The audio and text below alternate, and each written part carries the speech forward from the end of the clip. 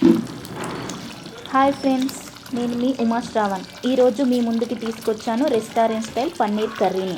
ఇది చాలా టేస్టీగా ఉంటుంది. ఈ కర్రీని చపాతీలోకి, రైస్లోకి, బిర్యానీలోకి సైడ్ డిష్గా సూపర్గా ఉంటుంది. పన్నీర్తో ఏదైనా స్పెషల్గా చేయాలంటే బెస్ట్ అండ్ సూపర్ రెసిపీ ఇది చేయడం కూడా చాలా ఈజీ అండి.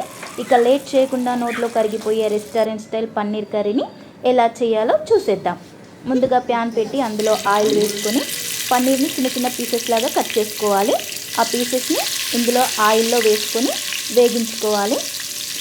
మీడియం సైజులో కట్ చేసుకోవాలండి. పెద్దగా కట్ చేసుకుంటే అది మనం వేసిన ఐటమ్స్ అన్నీ ఆ పీసెస్లోకి వెళ్ళకుండా స్మెల్ వస్తుంది. కాబట్టి చిన్న చిన్నగా ఇట్లా మీడియం సైజ్ కట్ చేసుకొని వేగించుకోవాలి. ఇలా వేగించుకోవడం వల్ల స్మెల్ అనేది రాకుండా ఉంటుంది. అదే ఆయిల్లో 2 టమాటాలని కట్ చేసుకొని వేగించుకోవాలి. ఒక ఆనియన్ని కూడా వేసుకోవాలి.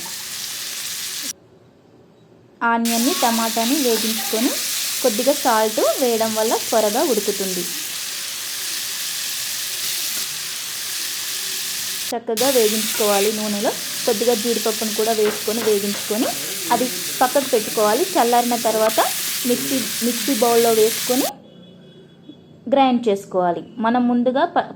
మనం ముందుగా కట్ చేసి పెట్టుకున్న పన్నీర్ని అందులో కొద్దిగా మిర్చి పౌడర్ని, సాల్ట్ని, జీలకర్ర మెంతుల పౌడర్ని, ధనియాల పౌడర్ని, కొద్దిగా నువ్వుల పొడిని కూడా వేసుకోవాలి. కొద్దిగా కొబ్బరి పొడిని కూడా యాడ్ చేసుకొని కొద్దిగా పసుపుని కూడా అందులో వేసుకోవాలి.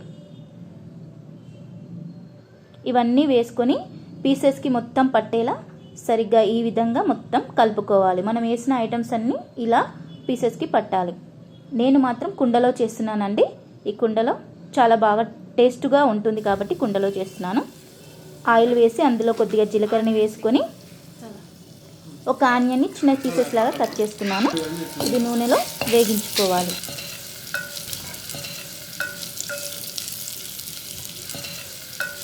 ఈ విధంగా వేగిన తర్వాత కొద్దిగా బగారా మసాలాను కూడా అందులో వేసుకుంటున్నాను. ఒక 4-5 మిరియాలను కూడా యాడ్ చేశానండి. కొద్దిగా ఎండుమిర్చిని కూడా వేస్తున్నాను.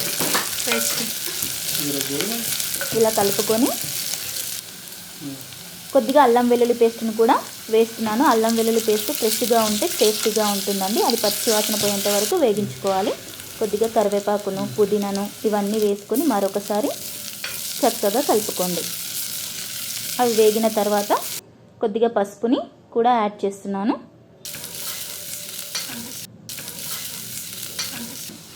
మనం ముందుగా గ్రైండ్ చేసి పెట్టుకున్న టమాటా గ్రేవీని ఇందులో వేసి మొత్తం కలుపుకోవాలి. తర్వాత 1 టేబుల్ స్పూన్ అలా వేస్తున్నాము. మనం ముందుగా పన్నీర్కి వేసాం కదా మిర్చి పౌడర్, నేనైతే 1 టేబుల్ స్పూన్ వేస్తున్నానండి. మీకు ఇంకా స్పైసీగా కావాలనుకుంటే మరో టేబుల్ స్పూన్ యాడ్ చేసుకోవచ్చు మిర్చి పౌడర్ని. ఇలా మొత్తం కలుపుకున్న తర్వాత 1 కప్పు కర్డ్ని వేస్తున్నాను. ఆ కర్డ్ కూడా ఆ గ్రేవీలోకి మొత్తం కలిసేంత వరకు కలుపుకొని ఇలా చక్కగా కలుపుకోవాలి. మనం ముందుగా అన్నీ కలిపి పెట్టుకున్న పీసెస్ని, మ్యాగ్నేట్ చేసి పెట్టుకున్న పన్నీర్ని ఇందులో వేసుకోవాలి. ఇలా వేసుకున్న తర్వాత మరొకసారి ఆ పీసెస్లు మొత్తం గ్రేవీలో కలిసేలా చక్కగా కలుపుకోవాలి. ఇలా సిమ్లో ఒక 4-5 మినిట్స్ ఉంచితే సరిపోతుంది. చివరిగా కొద్దిగా కొత్తిమీరని యాడ్ చేసుకుంటే అంతే, పన్నీర్ కర్రీ, ఎంతో రుచికరమైన restaurant style paneer curry ready. చాలా బాగుంది కదా, మీరు కూడా ట్రై చేయండి. Thank you for watching. ఈ వీడియో నచ్చితే please like, share and subscribe. Thank you.